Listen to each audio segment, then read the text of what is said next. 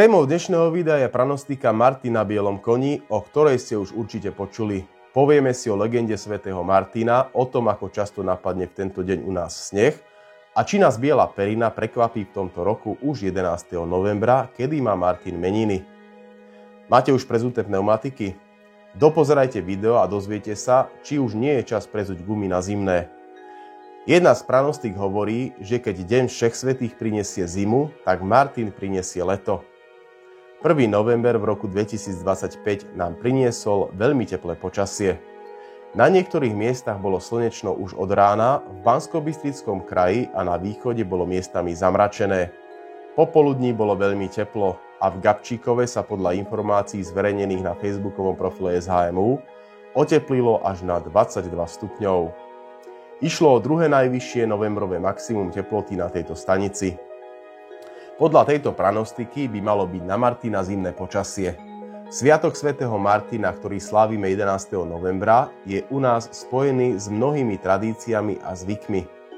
Martin je totiž považovaný za patróna a ochrancu koní a tiež za symbol príchodu zimy. Podľa legendy sa svätý Martin objavuje na bielom koni, a to práve v čase, keď sa ročné obdobia začínajú pomaly meniť. Svätý Martin pochádzal z oblasti dnešného Maďarska a bol jedným z najväčších svetlých príkladov kresťanskej cnosti. Legenda hovorí, že keď bol Martin ešte vojakom, stretol žobráka, ktorému daroval polovicu svojho plášťa, aby ho ochránil pred zimou. Tento čin ho preslávil a neskôr sa stal biskupom. Pri jeho biskupskej ceste ho sprevádzal biely kôň, čo sa stalo jeho charakteristickým symbolom. V niektorých slovenských regiónoch sa tradícia svätého Martina spája s prípravami na zimu. V mnohých domácnostiach sa pečú tzv. Martinské rožky, ktoré symbolizujú úspech a hojnosť v nadchádzajúcom období. Asi najznámejší je svetomartinský sprievod na koni s lampiónmi, ktorý predstavuje príchod chladnejšieho počasia a snehu. Pranostík o svätom Martinovi je mnoho. Jednou z najznámejších je Martin na bielom koni. Tieto pranostiky sú u nás doložené ešte spred 130 rokov. V období, keď neboli profesionálni meteorológovia a predpovedené numerické modely, boli ľudia odkázaní viac menej iba na signály, ktoré im ponúkal okolitý svet a príroda. Príchod prvého sneženia a snehovej pokrývky sledovali ľudia pozorne. Ako to už pri pranostikách býva, tieto ľudové múdrosti nehovoria o tom, že presne v ten deň musí nastať zmieňovaná zmena v počasí.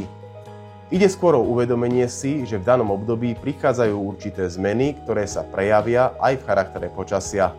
Napríklad aj pranostika o vianočnom oteplení hovorí o všeobecnom trende oteplenia v druhej polovici decembra, nielen počas Vianoc.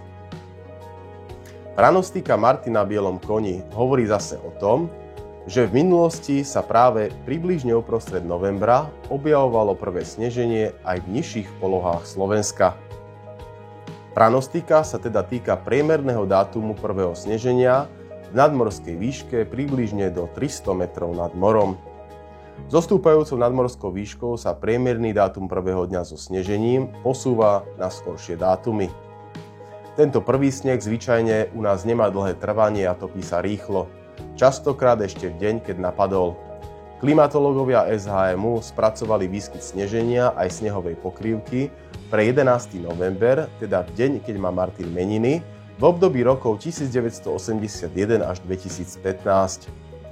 Na obrázku už vidíte výskyt sneženia, respektíve snehovej pokrývky, vyjadrený v percentách na vyberaných staniciach. Štatistická pravdepodobnosť výskytu sneženia pre 11. november bola v danom období približne od 9% na nížinách do 43% v najvyšších polohách Tatier. Ďalší obrázok znázorňuje výskyt sneženia, respektíve snehovej pokrývky, vyjadrený v počte prípadov spolu v 35 rokoch. Za snehovú pokrývku sa započítala aj nesúvislá snehová pokrývka a poprašok. Snehová pokrývka sa na podunajskej nížine v období 1981 až 2015 nevyskytla ani raz. V najvyšších polohách Tatier sa vyskytla snehová pokrývka na Martina v každom roku. Absolútne najvyššia výška snehovej pokrývky, až 173 cm, bola v roku 2006 na Lomnickom štíte. Na Martina 2006 pripadlo ďalších 8 cm a silné sneženie pokračovalo aj v ďalších dňoch. Pre porovnanie napríklad v roku 2016, v čase keď SHMU zverejnilo zmienovaný článok o Martinovi, bolo začiatkom novembra na Lominskom štíte 60 cm snehu. Najmenej prípadov so snežením na Martina bolo na juhu Podunajskej nížiny. Na staniciach Hurbanovo a Ivanka pri Nitre sa sneženie vyskytlo za 35 rokov len 3 razy. V Hurbanove snežilo napríklad v roku 2007, kedy napadlo 1 cm snehu, zatiaľ čo v Ivanke pri Nitre to bolo až 7 cm. Podľa tlačovej správy ČHMÚ bol sneh v Česku za obdobie rokov 2010 až 2019 na Martina mimo vyššie položených horských polôch len v roku 2016. Úvod novembra bol vtedy aj na Slovensku chladnejší a na strednom Slovensku v niektorých lokalitách snežilo v noci na Martina. Na Sliači boli ráno 2 cm snehu. Najteplejšie na Martina bolo v rokoch 1951 a 1977, skoro 20 stupňov. V roku 1951 bolo ale už nasledujúci deň 12. novembra v Hurbanove 21 a 15. novembra 2002 dokonca 22 stupňov. Naopak veľmi chladno bolo v novembri 88 v Oravskej Lesnej až minus 16 stupňov. Bratislava Kolíba dokonca hlásila celodenný mráz, takmer minus 2 stupne. Ani v roku 2022, 11. november, sneh na Slovensko nepriniesol. Takmer nikde na Slovensku nebola v danom roku snehová pokrývka a nikde ani nesnežilo. Trochu snehu bolo iba v najvyšších polohách Tatier, prípadne v tatranských žľaboch.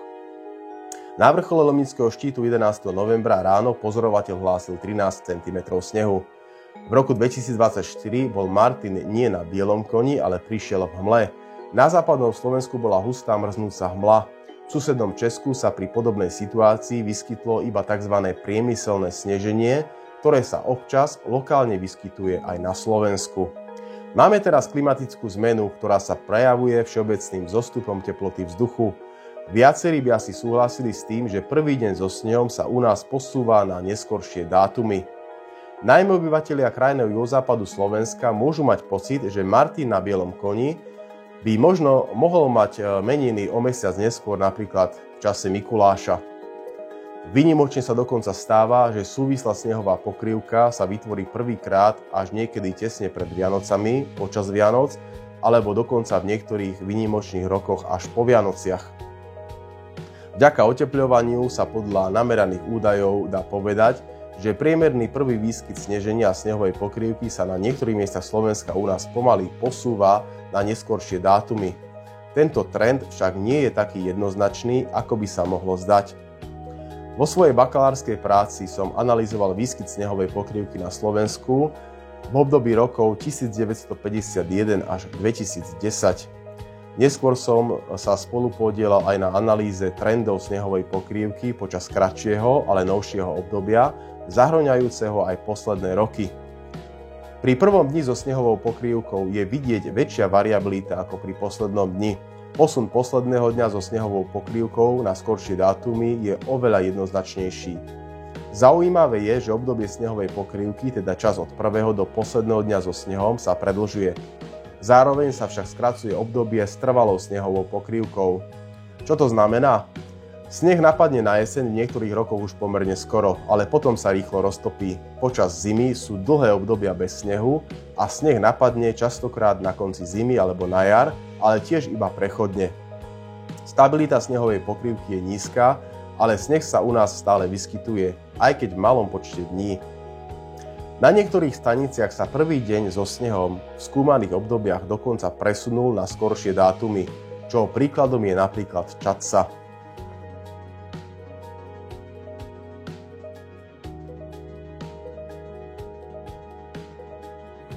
Odkaz na citovaný článok nájdete v popise videa. Poďme sa však teraz pozrieť na to, čo vás asi zaujíma najviac, ako bude a či príde Martin na bielom koni v tomto roku. Prvé, čo som si všimol a čo je nápadné pri pohľade na vývoj počasia v ďalších dňoch, je až netypická zhoda v predpovedi jednotlivých modelových behov. Zdá sa, že teplota vzduchu vo výške približne 1500 metrov nad morom bude zhruba na úrovni normálu a bude len veľmi pozvolne klesať. To je pre mňa informácia, že nás v najbližších dňoch nečaká žiadna výrazná zmena počasia. Mám na mysli najmä prechod studeného alebo teplého frontu, ktorý by mohol priniesť nejaké zrážky a potenciálne sneženie. Video natáčam v stredu 5. novembra a na Slovensku máme teraz veľmi pekné a väčšinou slnečné počasie. Zasahuje k nám tlaková výš od východu a v našej oblasti sa nachádza teplý vzduch. V ďalších dňoch a najmä v závere týždňa, teda cez víkend, sa nad našu oblasť od juhovýchodu presunie výšková tlaková níž a v prízornom tlakovom poli bude postupne skôr také nevýrazné tlakové pole. Čo to znamená pre počasie na Slovensku? Viaceré modely naznačujú pribúdanie oblačnosti a postupne aj vyššiu pravdepodobnosť zrážok. Zrážkové polia sú však nekompaktné a preto nemožno očakávať veľkoplošný vydatnejší dážď, ale skôr len veľmi slabé zrážky v podobe mrholenia alebo slabého dažďa, pričom tieto zrážky sa budú vyskytovať ojedinele alebo miestami. Takže v preklade nás čaká také typické novembrové počasie. Hovorím teraz najmä o počasí v nedeľu, pondelok a v útorok. Práve v útorok je Martina. Zdá sa, že tento deň bude prevažovať oblačné počasie. Vyskytnú sa môžu aj slabé zrážky, ale nebude ich veľa a už vôbec nebude snežiť v nižších polohách. Teda, aby som bol presnejší, pravdepodobnosť sneženia v nižších polohách je menej ako 10%. Ak sa vyskytnú zrážky, tak budú snehové len vo vyšších polohách, teda zhruba od nadmorskej výšky 1000 metrov nad morom a viac. Prechodne sa môže oblačnosť aj zmenšiť a vykúkne slnko. V noci bude vďaka oblačnosti relatívne teplo a zväčša nad nulou. Cez deň väčšinou od 7 do 13 stupňov. V noci a dopoludňa rátajte aj s hmlami. Na otázku, či už prezuť letné gumy na zimné, by som odpovedal jednoznačne áno. Aj ja sám som už prezul. V najbližšom týždni to však zatiaľ so snežením v nižších polohách vyzerá veľmi biedne a na výraznejšiu zmenu počasia si asi budeme musieť počkať až niekedy do druhej polovice novembra. Ľudia kedysi verili, že s Martinom prichádza prvý sneh. Aj keď to dnes môže byť trochu inak, Deň svätého Martina stále symbolizuje prechod od jesene do zimy. Aj keď sa sneh ešte neukáže, mrazivé počasie môže prísť už veľmi rýchlo. Sviatok svätého Martina je aj o vzájomnej spolupatričnosti a štedrosti, o prepojení tradícií s moderným svetom. Oslavte ho s rodinou, užite si pečenie, rozprávanie príbehov a spomienky na tento krásny historický sviatok, a to aj v prípade, ak nepríde Martin na bielom koni. Napíšte mi aj do komentára, či sa už tešíte na prvý sneh, alebo ste skôr fanúšikom letného počasia. Dovidenia.